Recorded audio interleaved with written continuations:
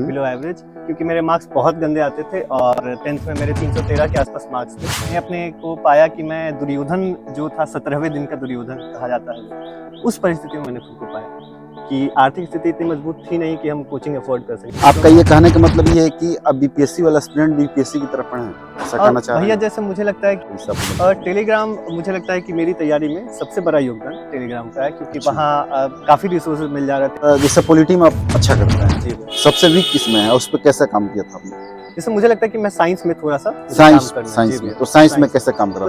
आपका कहने का मतलब ये है कि जहाँ तक मैं समझ पा रहा हूँ कि यदि किसी सब्जेक्ट में वीक है तो एनसीईआरटी पे पहले चले जाएं तो ज्यादा बेहतर। यहाँ आप अगर अपना 40% 45% वक्त अगर केवल करंट अफेयर्स को दे देंगे तो कैसे मैनेज हो पाएगा?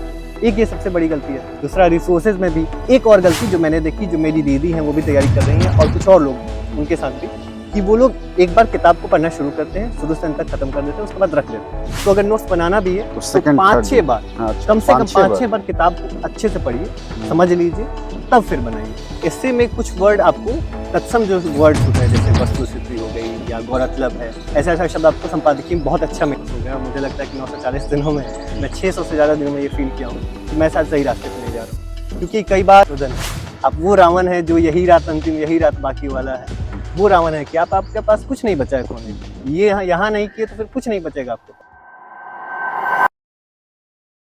नमस्कार दोस्तों, स्वागत है आप सबका एक और इंस्पायरिंग और इन्फॉर्मेटिव वीडियो में। भी हमारे साहिल जी हैं, साहिल कुमार सिंह हैं, और इन्हें साहिल जी मैं इसलिए कह रहा हूँ, सर नहीं बोल रहा हूँ, क्योंकि बीएचयू में मेरे जूनियर रहे हैं, तो वहाँ पे ये रिस्पेक्ट एक दूसरे को ऐसा होता है। तो इनसे हम बातचीत करेंगे। 69 बीपीएससी का जो रिजल्ट आया उसमें इनका सिलेक्शन जो है कि आरोप पोस्ट हुआ, उनकी जो रैंक लगी है 154 लगी है, और एकदम प्योर जो है कि सेल्फ स्टडी वाला स्टूडेंट रही हैं।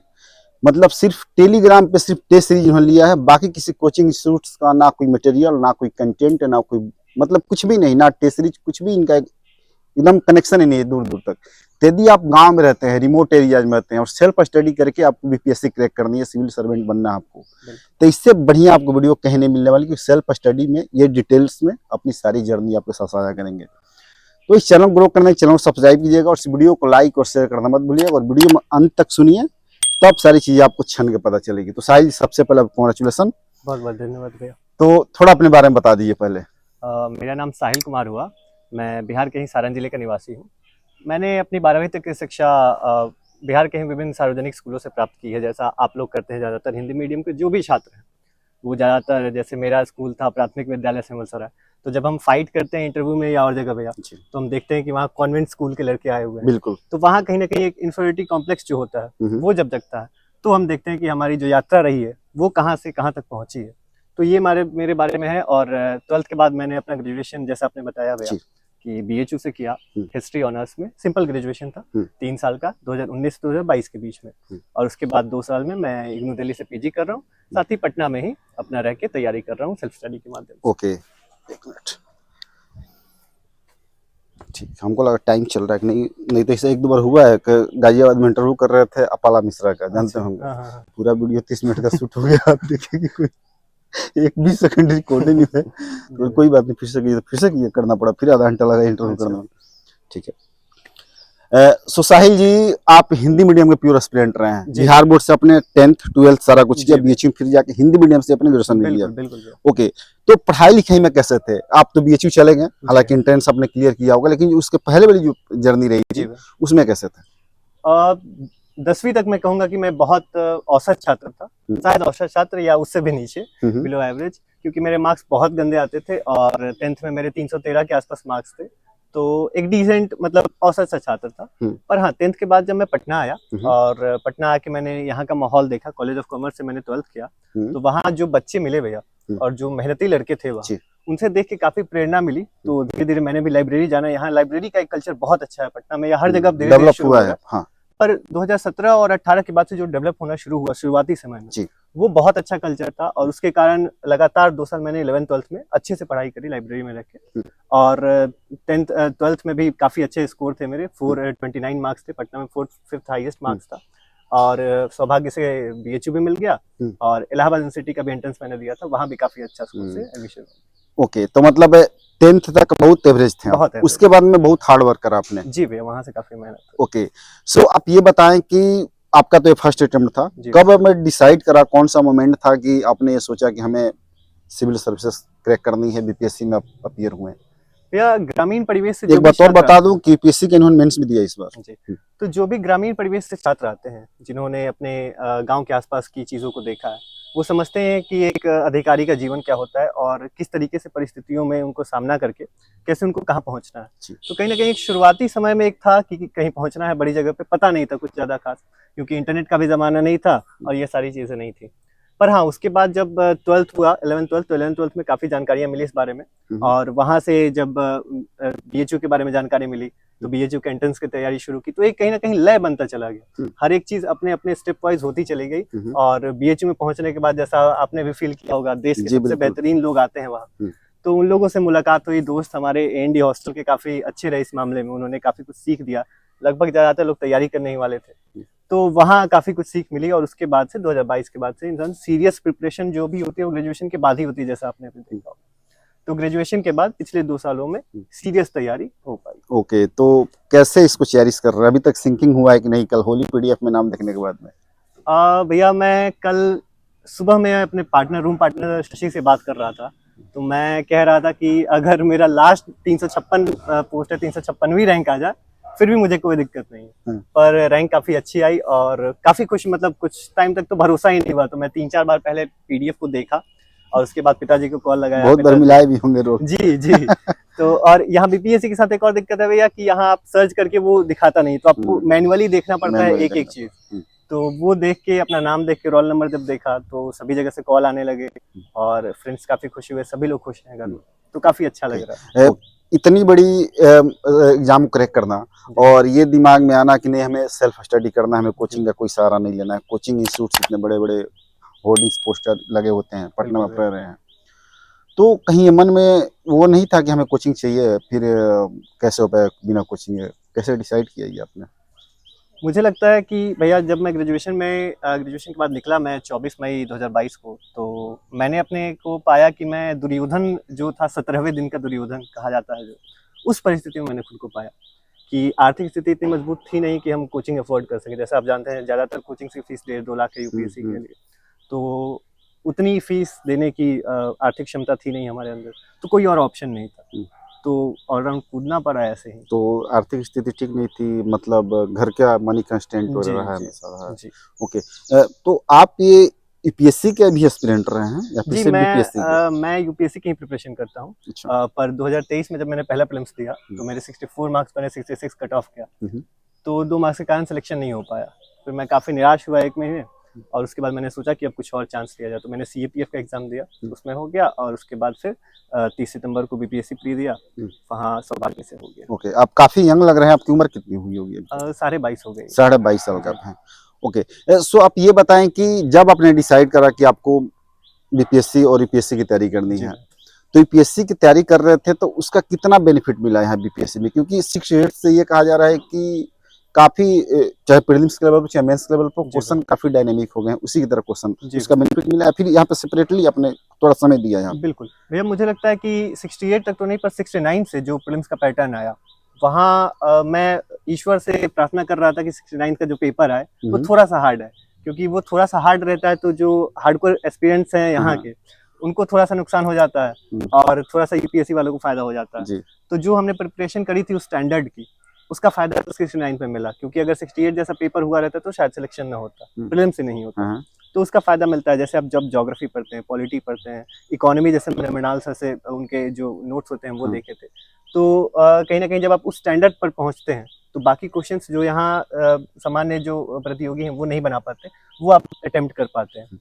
तो उसका फायदा तो भैया बहुत ज्यादा मिलता है, मेंस में तो खासकर। आपका ये कहने का मतलब ये है कि अब बीपीएससी वाला स्टूडेंट बीपीएससी की तरफ पढ़े, ऐसा कहना चाह रहे हैं भैया? जैसे मुझे लगता है कि जो अभी 3rd ईयर या 2nd ईयर में, जैसे काफी छात्र हैं हमारे लाइब्रेरी में भी और जगह भी, जो 2nd ईयर 3rd ईयर से अभी तैयारी शुरू कर रहे हैं, मुझे लगता है कि आपको प्रेरणा वहीं की रखनी चाहिए। और ज्यादातर लोगों का ऐसा है भी कि एक बार बीपीएससी हो जाए उसके बाद हम यूपीएससी की करेंगे। तो मुझे लगता है जब आपके पास 2-3 साल का वक्त है, तो उतने में आप अच्छे से यूपीएससी की प्रिपरेशन कर सकते हैं। आप बीपीएससी एग्जाम में फिर हो सकते हैं। जी भैया, तो मैं कह रहा हूँ कि वो 2-3 साल आप ईमानदारी से यूपीएससी के स्टैंडर्ड की तैयारी कीजिए, और उसके बाद बिहार का अपना साइड से अगर कोई बुक है, कोई अदर सोर्स है, वहां से पढ़ते रहिए, तो हैंडल हो जाएंगी चीजें।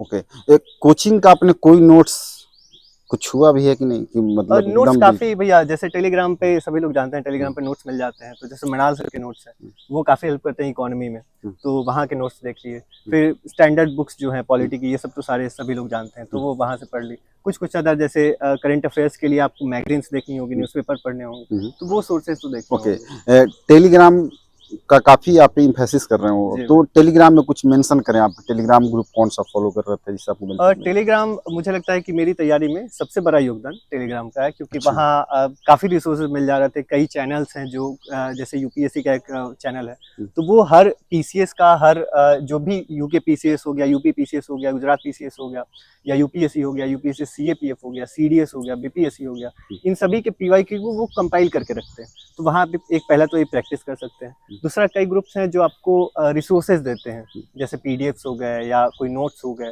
वहाँ वो रेफरेंस ले सकते हैं। तीसरा, कई ग्रुप्स होते हैं, जैसे एक बीपीएससी नेटवर्क करके ग्रुप था जहाँ मैं जुड़ा हुआ था, तो उन्होंने एक इनिशिएटिव शुरू किया था इस बारे में कि हम शुरू करेंगे और स्टूडेंट्स की हेल्प करेंगे काफ़ी कम दाम में। तो उन्होंने मेंस टेस्ट सीरीज में मेरी काफ़ी मदद करी। भैया जो थे उन्होंने फीस भी मेरी माफ़ कर दी कि मैंने अपनी उनको समस्याएं बताई, तो अभी उनका मैसेज आया था कि बधाई हो, आपको सिलेक्शन हो गया। बहुत बढ़िया। सर आप ये बताएं कि जब आपने ये सोचा कि आपको तैयारी करनी है, तो कंटेंट के लेवल पे क्या क्या चीज़ें थी? मतलब चूंकि आप तो ऑलरेडी ह्यूमैनिटी सब्जेक्ट से पढ़ाई कर ही रहे थे, लेकिन वहाँ से जैसे यूनिवर्सिटी का आप सिलेबस पढ़ रहे हैं, वहाँ पे असाइनमेंट्स बनाने हैं, वाइवा देना है, सारा कुछ करना है, लेकिन जब प्योर आप मतलब शुद्ध रूप से इसमें आए आप, तो उस समय क्या था प्रिपरेशन में, क्या स्टेज था पहला? जैसे ग्रेजुएशन में भैया बीएचयू में तो काफ़ी हेक्टिक शेड्यूल था इस बारे में कि आपको असाइनमेंट्स वगैरह जैसा आप बता रहे थे, तो ये सब तो करना पड़ा। तो मुझे नहीं लगता कि वो 3 साल में अच्छे से प्रिपरेशन मेरी हो पाई। अगर कोई कर पाता है तो वो सच में बहुत मेहनती इंसान है। जैसा कुछ हमारे दोस्त लोगों ने भी किया, काफ़ी उन्होंने मैनेज किया, पर मैं मैनेज नहीं कर पाया वहाँ 3 साल। पर हाँ, ये फ़ायदा हुआ कि जैसे मेरे 11th-12th में भी आर्ट्स था, तो वहाँ मैंने एनसीईआरटीज़ की जो बेसिक्स होती हैं वो देख ली थी। 11th-12th में कुछ एक्स्ट्रा बुक्स जो होती हैं, फिर अदर समझ, साहित्य की थोड़ी सी समझ, लेखन शैली में थोड़ी सी ये, और साथ में जो कॉम्पिटिटिव माहौल होता है उसमें थोड़ा थोड़ा कल्चर जो आने लगता है धीरे धीरे, उसका योगदान। तो इन सब के मिलने से भैया ये काफ़ी ज़्यादा हुआ। और उसके बाद जब 24 मई को मैं निकल आया वहाँ से, तो फिर उसके बाद यहाँ की पूरी तरीके से शिफ्ट कर दी। जो भी वहाँ की किताबें थी वो किताबें अलमीरा में चली गई, और उसके बाद जो मुख्य धारा की यहाँ किताबें हैं वो आई, और उसके बाद धीरे धीरे पढ़ना शुरू किया। किताबें बताएं आप, किताबें कौन कौन सी? वही स्टैंडर्ड बुक्स हैं, जैसे पॉलिटी के लक्ष्मीकांत आप ले लीजिए। अगर किसी को पॉलिटी की ज़्यादा बेसिक जानकारी भी नहीं है तो वो एनसीईआरटी उठाए, सभी टॉपर्स यही बोलते हैं। तो और हिस्ट्री के लिए आप वही जो स्पेक्ट्रम बुक है वो उठा लें। ऐसे ही सब रिसोर्सेज, जैसे कुछ रिसोर्सेज होती हैं, जैसे इकोनॉमी का बिहार में काफ़ी कम योगदान है, 7 या 8-10 क्वेश्चन रहते हैं, पर मृणाल सर की जो मैंने रेफरेंस दी वो बहुत मोटी बल्कि नोट्स है, तो आप उस अकॉर्डिंग देखें अपने अनुसार कि आपको क्या सूट करता है, और बाकी करते रहें। जैसे साइंस के लिए हो गया, तो साइंस के बिहार में काफ़ी वेटेज है, प्रीलिम्स में खासकर 25 से 30 क्वेश्चन रह रहे हैं, तो आप देखें कि आपके वो क्वेश्चंस कहाँ से सॉल्व हो रहे हैं। अगर जैसे मैंने एनसीईआरटी से पढ़े पहले, पर एनसीईआरटी हिंदी मीडियम में थोड़ा अच्छे से समझ नहीं पाया मैं। अच्छा। तो मैंने एक बार दृष्टि का क्विक बुक आता है वो ले लिया और उसे फिर रेफरेंस से पढ़ा, तो 25 में मतलब मैं एक डिसेंट अमाउंट पे वो कर पाता हूँ। तो आप वहाँ आइडेंटिफाई कर लीजिए, जैसे पॉलिटी में मेरा स्ट्राइक रेट बहुत अच्छा रहता है, मैं अगर 15 क्वेश्चन अटेम्प्ट करूँ तो वहाँ 12-13 सही कर सकता हूँ, तो मैं पॉलिटी पे और ज़्यादा मेहनत करता हूँ। और जो साइंस है, तो साइंस में अगर मैं 25 में कोशिश करता हूँ कि मैं 15-16 पे कम से कम पहुँच जाऊँ, ताकि बाकी लोगों से मैं पीछे न रह जाऊँ, और बाकी जहाँ लीड ले सकते हैं वहाँ थोड़ा सा लीड ले लें। तो जैसे पॉलिटी में आप अच्छा करते हैं, जी, सबसे वीक किसमें है, उस पर कैसे काम किया था आपने? जैसे मुझे लगता है कि मैं साइंस में थोड़ा सा साइंस काम करना साइंस में, तो साइंस में कैसे काम करा तो था? साइंस में पहले मैंने एनसीईआरटीज़ पढ़ी, जैसा मैंने बताया, और हिंदी में थोड़ी सी शब्दों की दिक्कत है उसमें, तो फिर मैंने वही जैसे बताया क्विक बुक उठाया, और उसके बाद उसको चैप्टर वाइज पढ़ना शुरू किया। और उनके साथ अच्छी बात है कि उन्होंने लास्ट में पीवाईक्यू को कंपाइल कर रखा है, हर एक स्टेट का, हर एक आईएएस पीसीएस का, तो उसको देख के और उसके बाद थोड़ा सा यूट्यूब वगैरह से मदद ले ली, और कुछ एनसीईआरटीज़ के जो सार होते हैं आपको गूगल पे मिल जाएंगे, उसे देख लिया। तो इतना करके मुझे लगता है कि मैं डिसेंट अमाउंट पे अपना पहुंच जाता हूँ साइंस पे। बाकी कुछ जो गेसिंग वगैरह है वो इंटेलिजेंस, अब 2 साल का चूंकि प्रिपरेशन है तो सब कुछ एक्यूमुलेट हो गया है, तो थोड़ा सा इंसान गेस करके सही तक पहुंच जाता है। ओके। आपका कहने का मतलब ये है कि जहाँ तक मैं समझ पा रहा हूँ कि यदि किसी सब्जेक्ट में वीक है तो एनसीईआरटी पे पहले चले जाएं तो ज्यादा बेहतर बिल्कुल होगा, भैया, जी भैया, है ना? क्योंकि आपके उसके बारे में जानकारी नहीं है, और जानकारी नहीं है अगर आप स्टैंडर्ड रिसोर्सेज पे पहुंच गए तो फिर आप उस विषय को गहराई तक अच्छे से समझ नहीं पाएंगे। तो एनसीईआरटी उसके लिए बेहतरीन माध्यम होंगे। ओके, आपका प्रीलिम्स में कितना मार्क्स था? 69 प्रीलिम्स में 90 पॉइंट कुछ मार्क्स 90 पॉइंट कुछ मार्क्स। अच्छा, एक बात आप ये बताएं कि कोई प्रीलिम्स के एग्जाम में लगातार फेल हो रहा है, जी भैया, 2 बार 3 अटेम्प्ट से फेल हो रहा है, कभी 1 मार्क से, कभी 0.5 मार्क से, जी भैया। कभी 2 मार्क से, तो कहाँ पे वो उसको बढ़ा सकता है, कैसे काम करे, तो उसमें क्या स्ट्रेटेजी होनी चाहिए कि उसको बेटर कर सके? ये ज्यादा चीज ग्रामीण परिवेश के जो लोग हैं भैया उनके साथ मैं देख रहा हूँ कि 2-3 चीजें हैं। एक सबसे पहला जो लाइब्रेरी में मैंने देखी कि ज्यादातर जो ग्रामीण परिवेश के लोग हैं और जो ज्यादा जिनको अभी कंपटीशन की जानकारी नहीं है, वो सबसे ज्यादा अपना वक्त, जैसे अगर वो 10 घंटे बैठ रहे हैं तो अपना सबसे ज्यादा वक्त 4 से 5 घंटे करंट अफेयर्स को दे दे रहे हैं। ये गलती ये है ना? सबसे बड़ी गलती है मुझे लगता है पर्सनली, जैसे मैंने महसूस किया है कि करंट अफेयर्स का 69 आप जितने भी क्वेश्चन देखें लगभग उनमें से 95-96% क्वेश्चंस ऐसे थे जो आप अगर थोड़ा सा भी डिसेंटली करंट अफेयर्स पढ़ रहे हैं आप बना सकते थे। और यहाँ आप अगर अपना 40% 45% वक्त अगर केवल करंट अफेयर्स को दे देंगे तो कैसे मैनेज हो पाएगा फिर? एक ये सबसे बड़ी गलती है। दूसरा, रिसोर्सेज में भी बहुत सारे रिसोर्सेज आ गए हैं, अब पहले भी थे, अब चूंकि 68 तक वैसे क्वेश्चंस आते थे तो वहां से बनते थे, अब करंट अफेयर्स के वैसे क्वेश्चन नहीं आते हैं। 2 प्रॉब्लम्स हो गई। और जैसा इसी से रिलेटेड है कि अब चूंकि 45% टाइम आप यहाँ दे दिए तो स्टैटिक रिसोर्सेज जो है आपके वहां आप ज्यादा ध्यान नहीं दे पाते हैं, वहाँ पे लैग तो करेंगे। उसका एक हो गया। एक और गलती जो मैंने देखी, जो मेरी दीदी हैं वो भी तैयारी कर रही हैं और कुछ और लोग हैं उनके साथ भी, कि वो लोग एक बार किताब को पढ़ना शुरू करते हैं, शुरू से अंत तक खत्म कर देते हैं, उसके बाद रख देते हैं, या रिवाइज भी किए तो एक बार देख लिए बस उसको। मुझे लगता है कि ये बहुत बड़ी गड़बड़ी है। अगर आप एक जैसे पॉलिटी लक्ष्मीकांत है तो मेरे लक्ष्मीकांत के बुक में डेट वाइज दी हुई कि मैंने कब कब इसे पढ़ा है, और मैं लास्ट टाइम देख रहा था 29th टाइम खत्म हो गया है। तो आपको रिवाइज जितना ज्यादा कर सकते हैं मुझे लगता है वो उतना ज्यादा फायदेमंद है, क्योंकि हर बार जब मैं लक्ष्मीकांत पढ़ता हूँ तो एक अलग एक पॉइंट कुछ अलग मिल जाता है। तो ये चीज मुझे लगता है कि रिवीजन आप अपने रिसोर्सेज को ले, जैसे मेरा भैया सब मिला के टोटल 22 से 27 के आसपास सारी बुक्स होंगी सब मिला के, बस वही इतनी सी बुक, पर उसको इतना ज्यादा फ्रीक्वेंसी में पढ़ा है कि वो हर चीज लगभग याद है। वो ज्यादा फायदा करेगी कि आप 100 रिसोर्सेज पर जाए। ये 2 गलतियां। नोट्स बनाया था क्या आपने? यहाँ भी मेरा थोड़ा सा अलग अप्रोच था। मैंने जब फर्स्ट में तैयारी शुरू की थी, जैसे मैंने बताया 2022 में, तो मैं आया, मेरे 3-4 महीने इस चक्कर में खराब हो गए। मैंने नोट्स बनाने की कोशिश की, एक एक चीज को जो जो बुक्स में दी हुई थी उसको छापना शुरू किया। ये चीज भी बीपीएससी के साथ लेते थे? जी नहीं, पूरा नहीं, पर उसको समरी करके, जैसा लोग सामान्यतः सोचते हैं कि एक अगर लक्ष्मीकांत की बुक है वो 700 पन्ने की बुक है, हम उसको 150 पन्ने में ले आएंगे, उसको रिवाइज करेंगे। पर होता क्या है कि उन 150 पन्ने के लाने की कोशिश में आप पहली बार बुक पढ़े और उसको 150 पन्ने में लाने की कोशिश की, आपकी समझ उतनी गहरी नहीं है कि आप वो ला सके। तो अगर नोट्स बनाना भी है तो 5-6 बार, कम से कम 5-6 बार किताब को अच्छे से पढ़िए, समझ लीजिए, तब फिर बनाइए। ये गलती मैंने की, और मेरे नोट्स वैसे ही रखे हुए हैं। मुझे अब बुक से ज्यादा पढ़ना अच्छा लगता है। मैं बुक उठाता हूँ, मेरे बुक में जो भी चीजें वो हाईलाइटेड है, और बाकी जो एक्स्ट्रा पॉइंट, जैसे मान लीजिए जैसे मैं जब टेस्ट सीरीज सॉल्व करता हूँ या कोई पीवाईक्यू सॉल्व करता हूँ, तो वहां मैं जब देखता हूँ कि कई क्वेश्चन होते हैं मेरे ऐसे जो स्टैंडर्ड बुक से नहीं आते हैं, लक्ष्मीकांत से नहीं है, जैसे पॉलिटी के, तो कोई भी वैसा रेफरेंस मिला तो मैं वहां नीचे जगह होती है वहां नोट कर लिया। तो अब जब भी बुक पलट रहे हैं तो वो आपके सामने से गुजर रहा है। मुझे लगता है ये ज्यादा बेहतर स्ट्रेटेजी है। पर अगर कोई नोट्स बना के उससे फायदा ले पा रहा है तो क्या दिक्कत है। ओके, आपका अनइवैल्यूएटेड कॉपी आपका आ चुका है ना, तो आप मुझे शेयर कर दीजिएगा। आप टेलीग्राम ग्रुप में जाके वहां से इनका कॉपी देख सकते हैं किस तरीके से इन्होंने लिखा है। अब साहिल जी, हम थोड़ी मेंस पे आएंगे कि मेंस में किस तरीके से काम करना पड़ेगा। बहुत लोग होते हैं प्रीलिम्स में 110 115 मार्क्स भी लेके आने वाले, लेकिन मेंस में वो नहीं कर पाते हैं वैसा बेहतर कि उनका इंटरव्यू कॉल हो। तो इसको किस तरीके से देखते हैं, आपकी क्या रणनीति रही थी? भैया जैसे मैंने बताया 11th-12th के बाद से ही पेपर पढ़ने की आदत आप शुरू से डाल लीजिए, जितना पहले से आप डाल सकते हैं। न्यूज़पेपर सबसे फायदेमंद। न्यूज़पेपर मतलब कौन सा होना चाहिए भैया? ये मैं बता रहा हूँ। जैसे मैं जब 6-7 से पढ़ना शुरू किया तो गांव में हिंदू वगैरह के बारे में तो किसी की जानकारी ही नहीं थी, तो दैनिक जागरण न्यूज़पेपर पढ़ने, हाँ, न्यूज़पेपर आप पढ़ना शुरू कर सकते हैं जब भी आपकी सामान्य समझ हो उस समय। लेकिन आपको ये पता नहीं होगा कि हम सिविल सर्विस कर देंगे, शौकिया तौर पर पढ़ते होंगे। जैसे बूढ़े लोग हैं गाँव में तो चाय वाय पे चर्चा चल रही है, वहाँ न्यूज़पेपर पढ़ा हुआ है, इंसान एक बार उठाया देखा क्या हो रहा है, फोटो वगैरह दिख रही है, तो ये शुरुआत में बहुत वो करती हैं। स्कूल ऐसा था कि ज्यादा क्लासेस वगैरह चलती नहीं थी, जैसे ज्यादातर जो सार्वजनिक स्कूलों के बारे में आप जानते हैं, तो घर पे ही रहता था इंसान, तो घर पे करे क्या, तो न्यूज़पेपर पढ़ा, उसमें फोटोज हैं, फोटोज देखना शुरू किया, वहीं से थोड़ा थोड़ा इंटरेस्ट आना शुरू हो गया।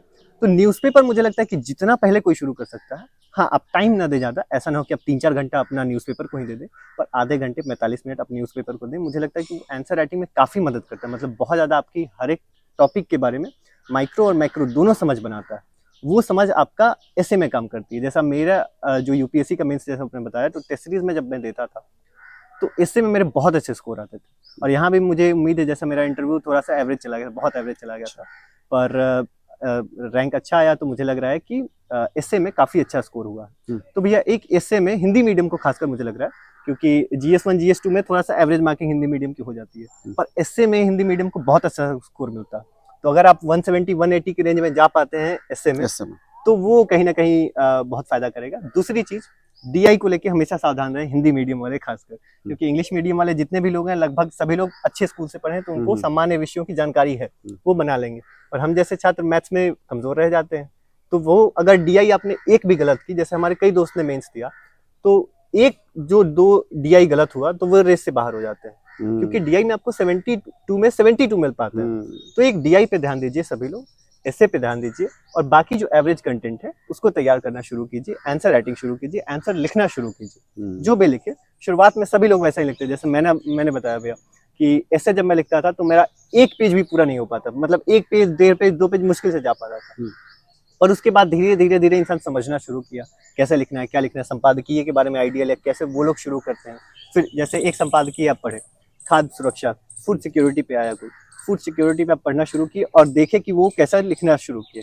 फिर उसके बाद आप कॉपी पलटे अपना लिखना शुरू किए कि आप उनसे कितना समांतर लिख पाते हैं। वैसे लिखना धीरे-धीरे शुरू कीजिए। कोई अगर आपके कांटेक्ट में कोई गार्डियन हो या कोई भी हो जो भैया सिलेक्टेड है, मेंस दिए हुए, कोई भी है जो आपसे सीनियर है, जो आपसे ज़्यादा समझ रखता है, वो अच्छे से पेपर चेक करके आपको बता देगा। या ये तो भैया अपने को भी अंदाजा लग पाता है कि आपने कैसा लिखा है।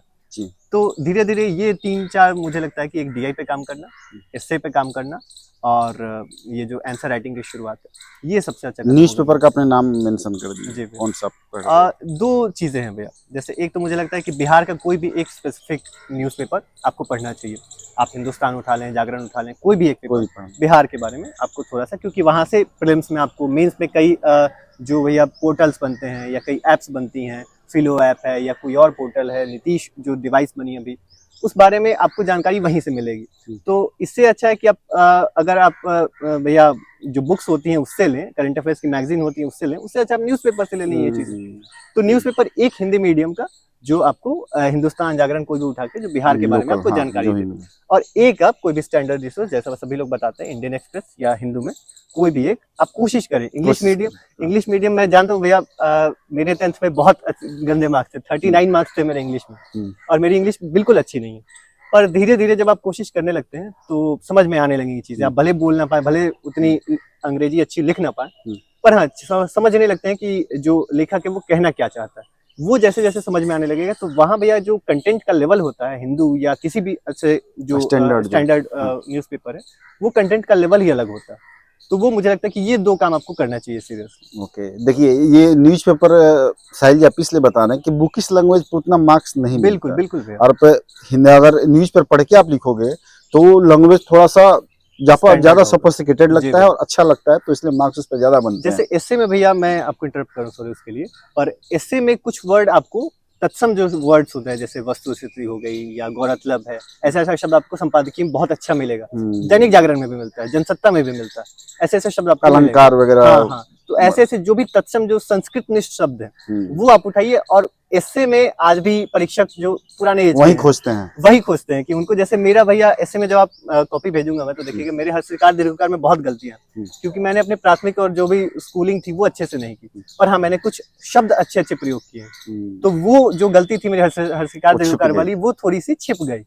तो ये मैं कहूंगा कि थोड़ा सा आप शब्दों का 20-25-50 शब्दों का, ज्यादा 50-60 शब्दों का आप एक संकलन बना लें, अच्छे शब्द, जैसे सामाजिक न्याय हो गया, वस्तु स्थिति हो गई, बजट हो गया, या बजट की जो प्राथमिकताएं थी उसके बारे में, फिर जो ऐसी थ्योरी चली है, जनसांख्यिकी, लाभांश है, ऐसे शब्द 20-25 आप शब्द बना लें, और वो शब्दों को जहां भी मतलब उसका यूज लगे वहां इस्तेमाल कीजिए, थरल। ओके, आप ये बताएं कि आपका जो भी ये प्रिपरेशन का दौर रहा, कहीं ऐसा मोमेंट आया कि आप वहां से सोचे कि मतलब डिविएट हुए हो 10 दिन 20 दिन 1 आध महीने, अब लगता होगा कि ऐसा कभी हुआ था, और उस समय कैसे मैनेज किया था? भैया मतलब औरों का पता नहीं, पर मुझे तो 2 साल लगभग 900 कुछ दिन हो गए, 940 दिन के आसपास हो गया। मुझे लगता है कि 940 दिनों में मैं 600 से ज़्यादा दिनों में ये फील किया हूँ कि मैं शायद सही रास्ते पे नहीं जा रहा हूँ।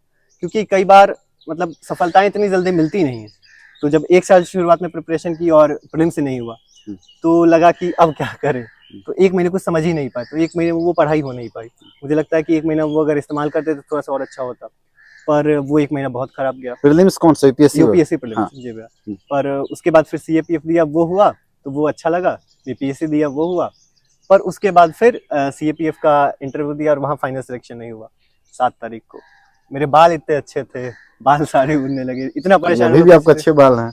नहीं, पर फिर भी भैया बाल काफी उड़े। और 2024 के ही शुरुआत से ये सब शुरू हुआ और वहाँ फाइनल सिलेक्शन नहीं हो सेल्फ पाया। डाउट यानी कि सारे एस्पिरेंट्स के अंदर रहता सभी है। को है भैया, सभी को जैसा मैंने कम फील किया है। ज्यादा। सभी लोग, लगभग मेरे दोस्त सभी लोग परेशान हैं कि पता नहीं क्या होगा, कैसे होगा, क्या होंगी चीजें अगर नहीं हुआ। जैसे हम लोग हैं भैया, तो अब और कुछ है नहीं हम लोग के पास। डिग्री देखें, या बीए की डिग्री है, कोई प्रोफेशनल कोर्स है नहीं, तो आपको कहीं प्लेसमेंट अच्छी नहीं मिलेगी।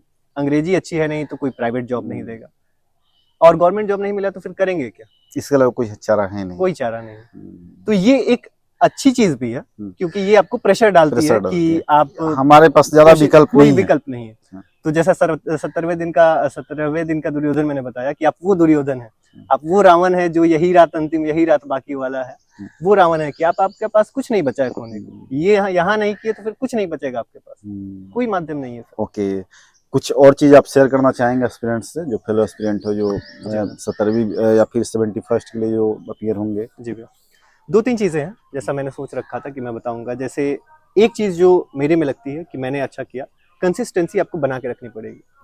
मैंने बताया कि 600 दिन में परेशान रहा, 940 दिनों में सभी लोग लगभग वही रेशियो होगा कि 60% 70% सभी लोग परेशान रहते हैं।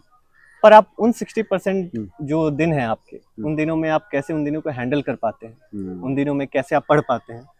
वहाँ उस सुबह जब ठंडी मतलब 12 डिग्री 13 डिग्री टेम्परेचर चल रहा है, उस सुबह आपको उठना है, रजाई छोड़नी है, नहाना है और जाके लाइब्रेरी में बैठना है। आप किसी दिन आपका दिन बहुत गंदा गया है, शाम को आप लौट रहे हैं, आसमान की तरफ देख रहे हैं कि ईश्वर क्या कर रहे हो मेरे साथ, फिर सो रहे हैं, फिर अगली सुबह उठ के जा रहे हैं। ये सबसे बड़ी एक चीज है जो आपको सफलता निश्चित ही दिलाएगी। अगर आप डेली कंसिस्टेंसी के साथ लाइब्रेरी जा पाते हैं या जहां भी आप पढ़ाई कर रहे हैं, अगर उसमें कंसिस्टेंसी है और सही रणनीति के साथ आप जा रहे हैं, तो मुझे नहीं लगता कि फिर थोड़ा वक्त लग सकता है, पर हाँ सिलेक्शन हो जाएगा।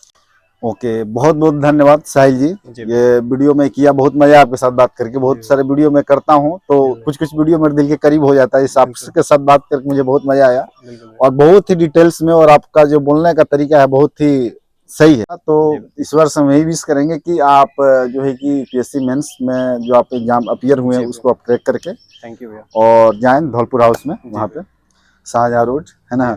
और आपका जो होली पीडीएफ आने वाला है 2025 में, उसमें भी आपका नाम हो अच्छे रैंक के साथ, अच्छे सर्विस के साथ। बहुत बहुत धन्यवाद भैया। तो दोस्तों, डेफिनेटली इस वीडियो से आपको बहुत कुछ सीखने को मिला। हिंदी मीडियम में बहुत ही बेहतरीन तरीके से सारी चीजें एक्सप्लेन करी।